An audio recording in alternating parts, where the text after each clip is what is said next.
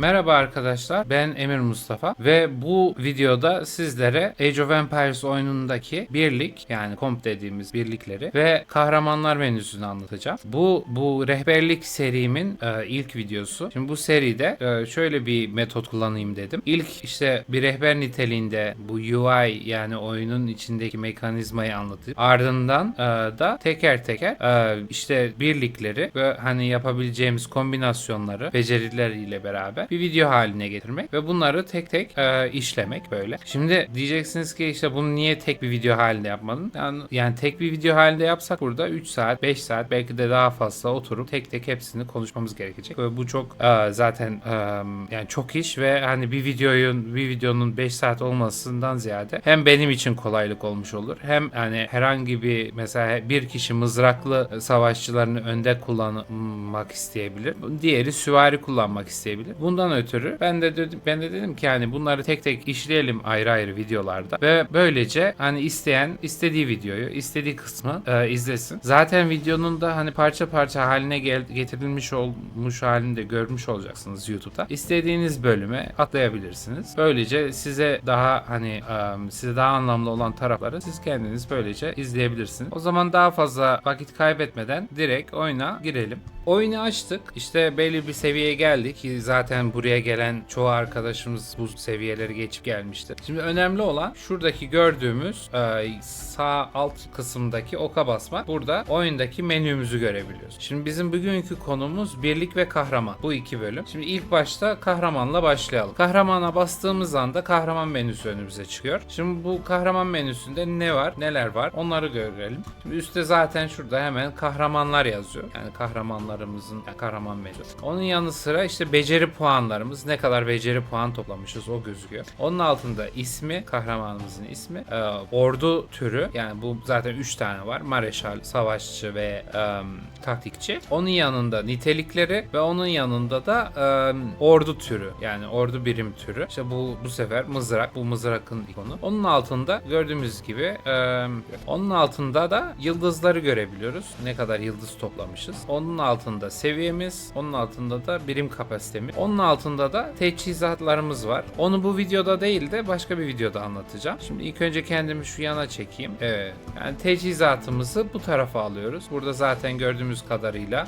yüzüğümüz ortada. Ondan sonra kafa, el, göğüs, bacak diye ilerliyor bu. Onun altında yetenek menümüz, onun altında da becerilerimiz. Toplam 4 tane becerisi oluyor bir kahramanın. Onun yanında bir tane ikon var şurada. O ne diyebilirsiniz ki bu oyunun başında olan, yani bir etkinlikte kullanılan bir buton. Şimdi şöyle her kahramanda açık olmuyor ama Mulan'da açık mesela. Burada da o savaş alanı gazisi dediğimiz mini oyun diyelim. Orada kullandığınız bir kahramanın açıklaması aslında. Çok da önemli değil. Onun yanında ben geri kendime yerime alayım bir saniye.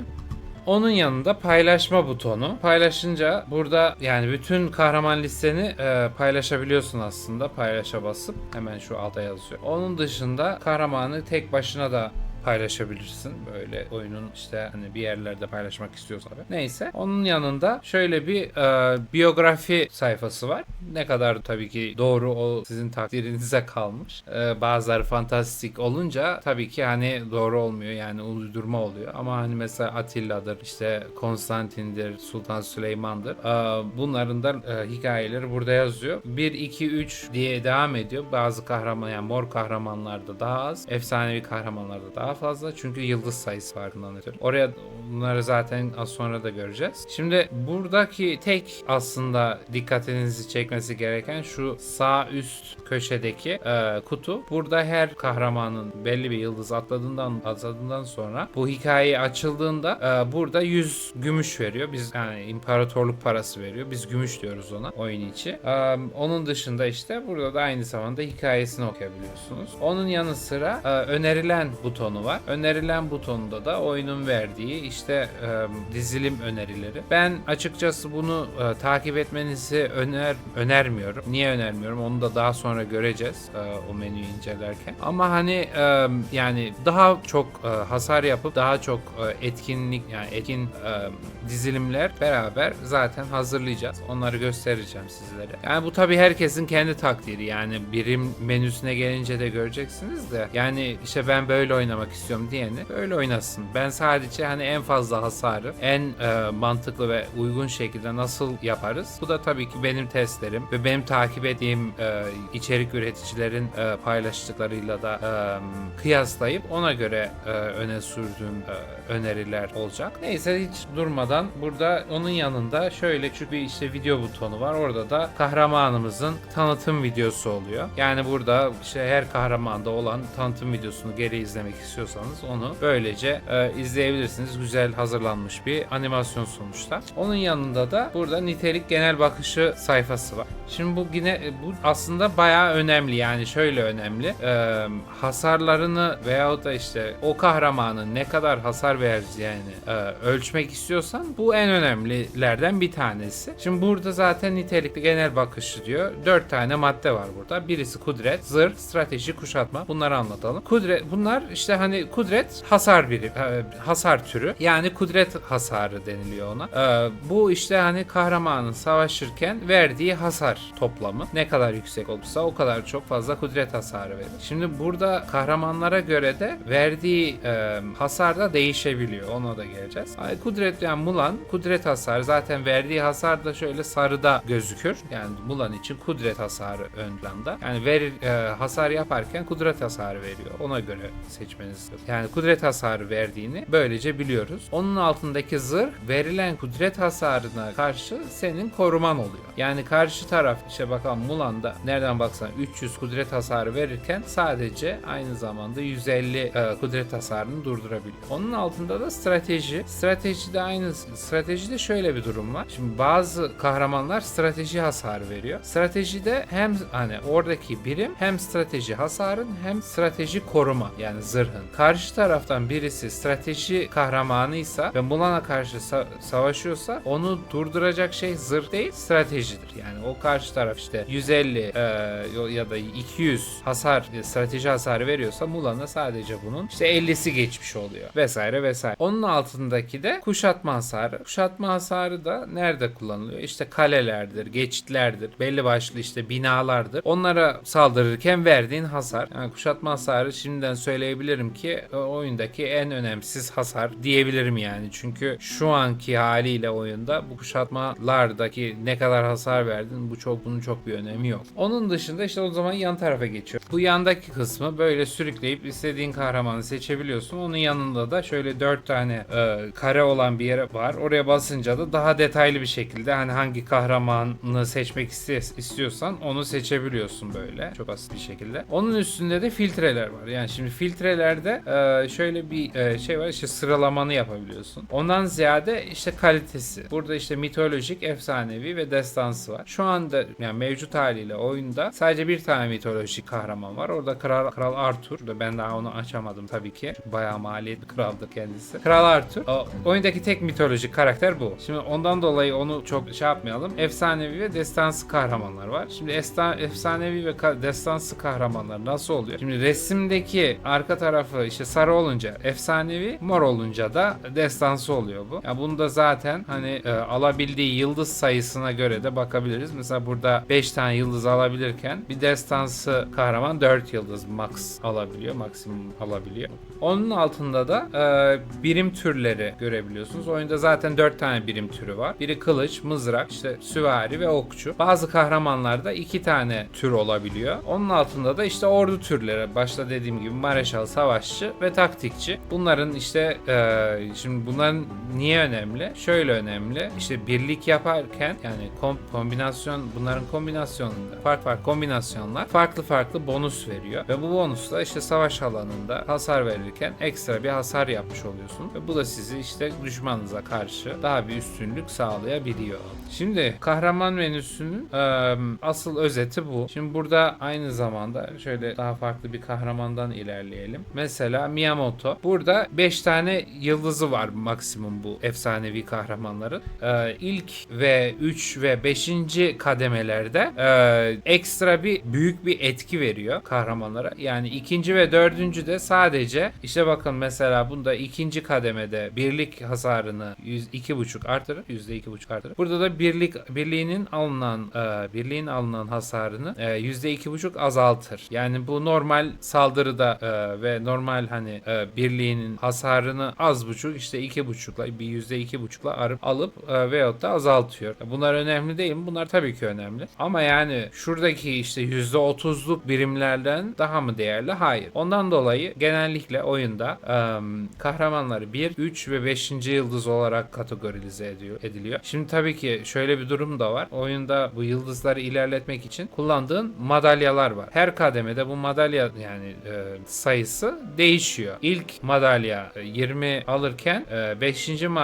ilk kademe 20 madalya alırken 5. kademe tam olarak 270 madalya alıyor. Ondan dolayı madalyalar da tabii öyle hani kolay bulunan şeyler değil. Sonuçta oyunun içinde kazandığın veyahut da bazen işte parayla aldığı, yani Miyamoto'yu parayla alıyorsun. İlkini parayla, sonradan da işte evrensel, biz ona sarı kafa diyoruz. Evrensel madalyalar var. Buradan şöyle takas edip bunları takas edebiliyorsun. Ya da öyle elde ediyorsun yani. Ondan dolayı zaten işte hani hangi kahramanlarla ilerlemen gerektiğini, yani toplam 5 yıldız yapmak 600-610 madalyon ediyor. 600 madalyon da çok fazla. Oyunu zaten hani öyle kısa dönem düşünmemek gerekiyor. Yani oyun tabii ki yeni başladı sayılır. Yani Ekim'de başladı. O da ilk sunucusu. Sonraki sunucular var ve her gün daha sunucular açılıyor. Ama şöyle bir durum var. Yani hani bunu aylarca oynayacağım bir oyun gibi düşünürsen ona göre hani seçmen gerekiyor kimle oynamak istediğini. Ondan dolayı bunlar aslında çok önemli. Bunu aklımızda bulundurmamız gerekiyor. Yıldızlara geçtik. Ondan sonra kahraman yükseltmesi var. Yani oyundaki bütün kahramanların maksimum seviyesi 120. Ondan şöyle bir durum var. Şimdi mesela 104. seviyedeki bir kahraman mesela 1.600.000 tecrübe puanı gerektirirken mesela şuradaki şu 300.000 istiyor mesela. 56 ya da bak şöyle efsanevi bir kahraman seçelim. Burada da gördüğünüz gibi 300.000 diyor. Yani 56. seviyede. Ama 120'ye geliyorsun. 120'de işte o 2.500.000 oluyor. Şimdi oyunda bu TP kitapları diyorlar ona. Tecrübe puanı kitapları. Onları basarsan göstereyim. Yani şöyle burada artıya basıyorsun ve burada kullanabiliyorsun. Şimdi bunları kullanarak da yükseltebilirsin. Ama hani buradaki önemli olan şey bunlar hemen de bitebiliyor. Yani o kadar, yani bir kullandıktan sonra oyunun tabi etkinlikleri var. İşte mağazaları var vesaire. Buradan alabiliyorsun ama hani öyle işte herkesi şöyle yükselteyim, yani mesela bütün kahramanları ilk önce işte 50. seviyeye getireyim. Ondan sonra hepsini 100'e getireyim diye bir olay yok oyunda. Çünkü kullanacağın kahraman sayısı işte belli. Ona bir sonraki aşamada geçeceğiz. Ondan dolayı onları akıllıca kullanmak gerekiyor. Ben mesela burada daha Miyamoto'yu 120 yapmadım kitaplara basarak. Niye? Çünkü işte yeni kahramanlar geliyor. Farklı işte kombinasyonlar yapmak istiyorsun. Onları yükseltmen gerekiyor birden daha. Ve bunlar için TP kitabı gerekiyor hızlı yapabilmek için. Ondan şu anda gerek duymuyorum. Zaten 2 tane sağlam bir birliğim var. Onlarla devam ediyorum. Onun altında da işte ekipmanlar geliyor. Ekipmanları ayrı bir videoda yapacağımızı söyledim. Onun altında da yetenekler var. Şimdi yeteneklerde aslında size çok kolay bir tüyo vereyim. Şimdi ben bunu yükseltmedim. Yani 120'ye gelince genellikle şuradaki butona tıklayarak sıfırlıyorsun. Ama yetenekleri ayarlamak çok kolay. Nasıl kolay diyeceksiniz. Şöyle mesela işte Mulan'ı seçtik, yetenekler. Yeteneklerde sadece kahraman hasarını ve işte ordu hasarını artıran ve azaltanları alıyoruz. Mesela burada işte savaş tecrübesi ekstra veriyor. Onu almıyoruz. Onun dışında işte hani meydan savaşı hasar bonusu, işte kabilelere saldırırken verdiği bonuslara gerekiyor. Toplamayla alakalı hiçbir şey gerekmiyor ki bunlar toplamada kullanacağınız, yani kullanabilirsiniz ama çiftçiliğe uygun çok daha farklı kahramanlar var. Onlara da geleceğiz. Onun dışında işte bir de kuşatma artışı. Onları sakın ve sakın almıyoruz. Onun dışında tek kalan tek şey işte o da bu kudret kahramanıysa strateji artışı almıyoruz arkadaşlar. Yani bir işimize yaramıyor. Bizim buradaki mesela Mulan'daki amacımız en çok ne kadar hasar verebilirsek o kadar kar yani. Geri kalan Buradan diğerlerinin hepsini aldığımız zaten bütün puanlarını dağıtmış oluyorsun. Gördüğünüz gibi burada sadece işte tekil hasar, yani açık tekli dünyada karşı tarafa savaşırken bu kabile değil. Gerçek PvP de içinde. Onun dışında işte mesela birlik savunması bonusu vesaire. Bunları seçtiğimizde zaten bütün hepsini seçmiş oluyoruz ve hiçbir puanı israf etmiş olmuyoruz arkadaşlar. Yani son olarak da şu alt kısımdaki becerilerimiz var. Şimdi oraya ben yine kendimi, hatta gerek yok. Şu alt kısımdaki beceriler var. Oraya basıyoruz. Şimdi burada gördüğünüz gibi 4 tane beceri var. Buradaki ilk beceri kumandan becerisi. Yani bu beceri sadece bu kahramanımız o birliğin kumandanıysa kullanılan bir beceri. Bundan dolayı zaten bunu mesela yükseltmek için beceri puanı almaz. O otomatikman yükselir. Ve diyelim ki Mulan'ı sen kumandan yapmadıysan bu beceriyi kullanmaz. Onun yanı sıra imza becerisi var. Bu imza becerisi işte her kumandan için ayrı. Burada zaten aşağıda onun alt anlatışı ve yani içeriğini anlatır. Onun dışında şöyle yapayım. İkincisi olarak imza becerisi. Bu imza becerisinde zaten hani beceri seviyesini şöyle gösterelim. Beceri seviyesi yazıyor. Onun altında etkinleştirme ihtimali, yani burada %26 diyor.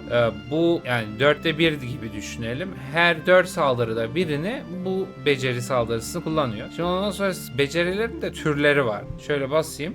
Beceri türü olarak aktif, sıra tabanlı, ikincil vuruş ve pasif becerilerimiz var. Burada gördüğünüz gibi Mulan'ın becerisi ikincil vuruş, yani imza becerisi. Kahraman her normal saldırı yaptığında etkinleştirme ihtimali işte saldırılar dahil ediyor mesela ikinci vuruşa. Pasif belirli koşullar altında etkinleştirilir diyor. Sıra tabanlı belirli bir aralıktan sonra kesin olarak etkinleştirilir diyor. Ve aktif olarak da kahraman tarafından yapılan her eylemde etkinleşme ihtimali diyor. Yani bu türler değişiyor. Bunlar önemli aslında. Çünkü mesela işte belli beceriler diyor ki işte birlikteki bütün kahramanların aktif becerilerine şu kadar bonus diyor mesela. Bundan ötürü önemli. Yoksa hani çok da detaya girmeye gerek yok.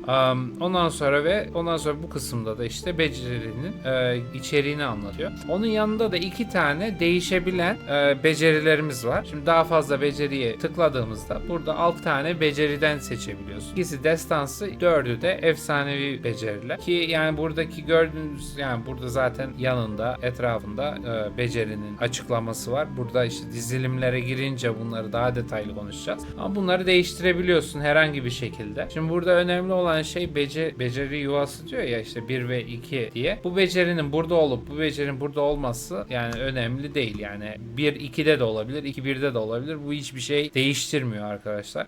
Hani ilk önce o mu oluyor, ondan sonra mı oluyor? Öyle bir şey yok. Beceriler nerede olursa olsun aynı yani. Onun dışında işte burada becerileri ilerletebiliyoririyorsun. Becerilerin sadece seviyesi değil, kademeleri de var.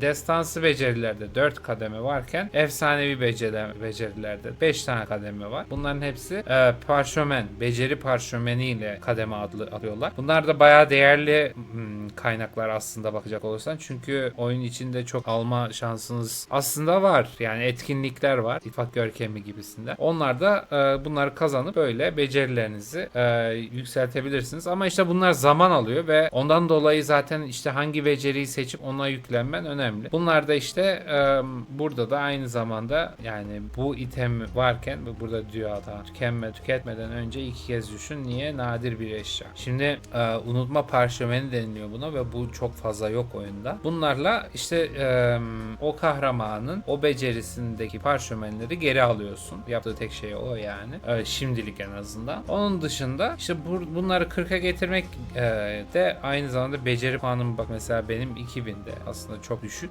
Neden? Çünkü ben harcadım. Becerileri yükseltmeye çalışıyorum. Bunlar ondan dolayı çok önemli. Rastgele şimdi bunları yükseltirsen sonra diyeceksin ki eyvah keşke orada kullanmasaydım. Bunları dememek için işte videolarımızı izleyin. Hani ona göre bir seçenek yapın, ona göre yürüyün.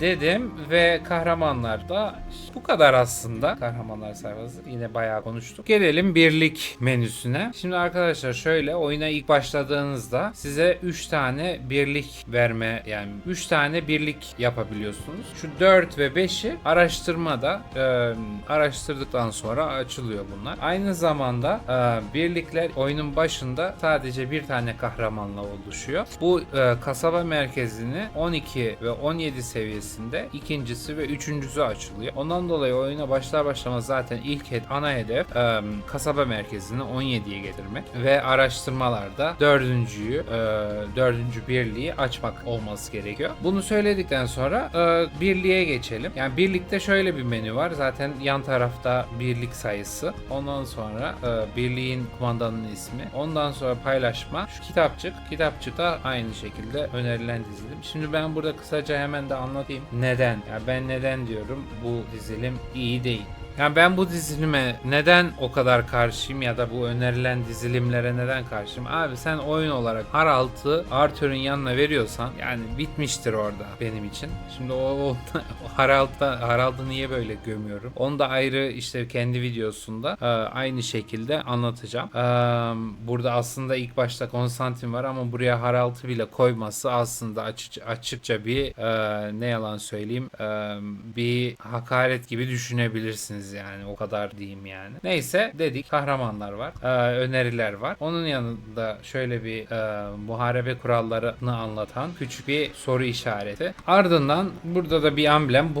Bu oyuna yeni girdi. Burada en kudretli birlik. Bu rankinglerde yani sıralamalarda senin birliğinin gücünü orada sıralamaya koyabiliyorsun ve burada işte hani bütün sunucudaki oyuncular senin işte birliğini görebiliyorlar. Onun yanında mevcut birliğinin kudreti ya da işte gücü. Ondan sonra burada küçük bir ipucu şeyi var. Burada da işte birlik yani birim türlerinin birbirine olan üstünlüğünü gösteriyor. Yani kılıçlar, mızraklar, süvariler, okçularda kılıçları daha fazla ekstra bir hasar veriyor. Daha bir üstünlük kuruyor. Ki bunu aslında hani ilk başta biraz karışık gelebilir ama hani zamanla oturuyor. Aynı zamanda da hani biraz işte tarihe bakacak olursak işte mızrakları süvarilere karşı kullanıyorlar. Süvariler zaten okçuları hani hızlı olduklarından dolayı daha fazla yıpratabiliyor. İşte okçular kılıçları niye uzaktan diye. Hani böyle düşünebilirsiniz tabii. Hani kılıçlarla mızrakların arasındaki sinerjiyi ben tabii çok bilmiyorum ama burada onu göstermiş. Burada da bonuslar sarıda yazan. Bonusta da işte ne kadar bonus verdiği gösteriyor. Yani burada işte neyin ne kadar bonus verdiğini görebilirsiniz detaylı bir şekilde. Oyun detay konusunda bayağı detaylı yani çok detay veriyor. Güzel bir konu yani o yönden. Ondan sonra burada sağ tarafında birimlerimizi görüyoruz. İşte bu kılıç kompu olunca ya da kılıç birliği olunca kılıçları koyuyorsun. Böyle buradan seçerek istediğin birimi seçebiliyorsun. Onun yanı sıra şöyle şuradaki işte bir şuna basarak hangi seviye çünkü oyunun içinde belli başlı seviyede askerler üretebiliyorsun. Bunu araştırmalarla yapıyorsun ki her birimde ayrı kaynaklar istiyor. Birinci seviye çok az isterken 7. seviye çok az istiyor. Maksimumda 7 zaten. Benim kılıçlarım burada işte 5 gördüğünüz gibi ve işte maksimum 94 adet var bu askerlerimde. Onun altında işte birlikteki birimler burada 94.000 diyor. Maksimum oymuş zaten. Otomatik yenileye bastım mı burada hani yaptığın değişiklikleri otomatikman burada otomatik yenile diyor. Bu otomatik yenilene diyelim ki birliklerin gitti savaştı. Ondan sonra geri döndü. Yok. Burada otomatik yenile yazıyor. Bu ne oluyor? Mesela hani diyelim ki sen burada sadece işte kaç olsun? 35.000 askerim olsun diyorsun. Otomatik yenileye basarken o maksimuma hemen çeker kendisini. Öyle bir şey var. Neyse onu geçelim. Altında işte kaydet, otomatik seç butonu var. Ki otomatik seçe basarsan zaten hani mesela kılıç kompuysa kılıcı seçer, maksimumu seçer vesaire. Onun altında şurada işte ordunun yükü bu yağma yaparken önemli olan bir şey ve işte toplama yaparken onun altında toplama bonusu. Zaten işte o ayrı bir videoda işleyeceğimiz çiftçilik konusunda bunlar değişebiliyor. Mesela şurada çok kolay bir şekilde göstereyim. Mesela bunun bonusu 170. Yani ne oluyor bu?